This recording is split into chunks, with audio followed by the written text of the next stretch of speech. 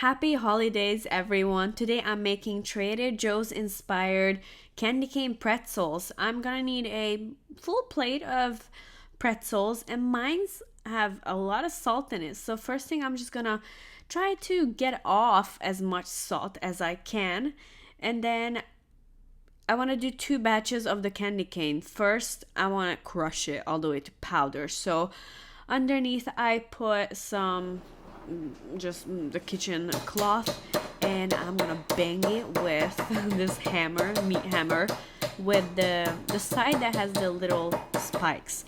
So I'm banging it to powder. I want it to be like completely powder. You could do this in a Ziploc. My problem with the Ziploc is that it creates holes and it will just be a mess and it will mix up with pieces of plastic. So I'm just doing it over the cloth to not make a lot of noise or not accidentally break my board.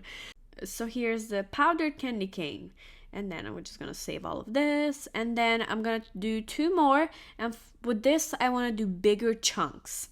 I saw this at Trader Joe's, but it was not as much sugar as I'm using.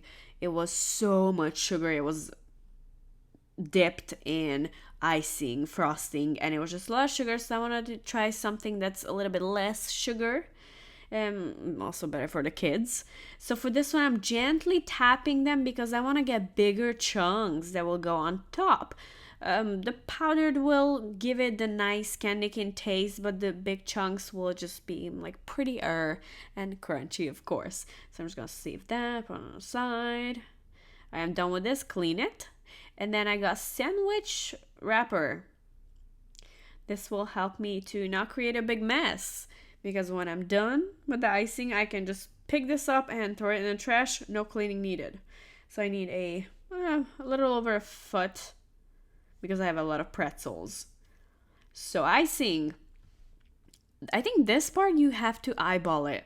I got a cup of powdered sugar and some milk. I'm gonna add little by little because I always say you can always give, you can never take away. You can always add, you can never take away. So icing, you just have to eyeball it. A little bit more. As you can see, it was not enough. So I added about for 1 cup of icing. I added 1 cup of powdered sugar and about maybe like 2 big teaspoons of milk. And just mix it up until it's smooth. It has to be a little bit hard. You do not want this to be runny because we need it to harden up and not be soft to the touch when you pick up the pretzel. So it needs to be thick. It's gonna be a little hard to mix, but it's gonna be good. So I'm always using a tall glass for piping. It helps so much with putting the icing into the piping bag. Just put it all in. You do not need a nozzle for this. It's gonna all in. And then, ta-da, that was easy. So just twist it in the end and leave it for the side. Do not cut a hole just yet. Pretzels down. And there's a bottom and there's a top on the pretzel. So I want to do them on the top.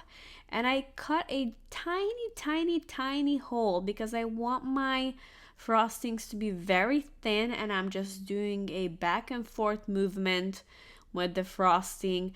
You can literally add as much as you want. You can add more, but I want to see that brown color to give it contrast and not just all white. So once you're happy with the frosting, add the powdered part first. That should be easy. Just sprinkle it all over the top.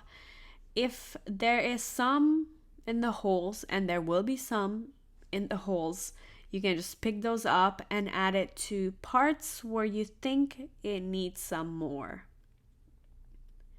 And then I added a little bit more just to have like that stickiness, because now I'm gonna add the rest of the candy canes, which is the bigger parts, and I want to make sure they stick.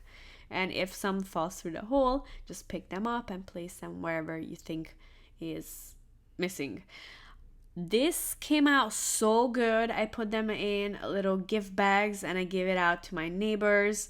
It was so tasty, such sweetness, craving, satisfaction. So definitely try it. It's so easy. You most likely have everything at home, maybe just not the pretzels, but the candy canes and the icing and milk.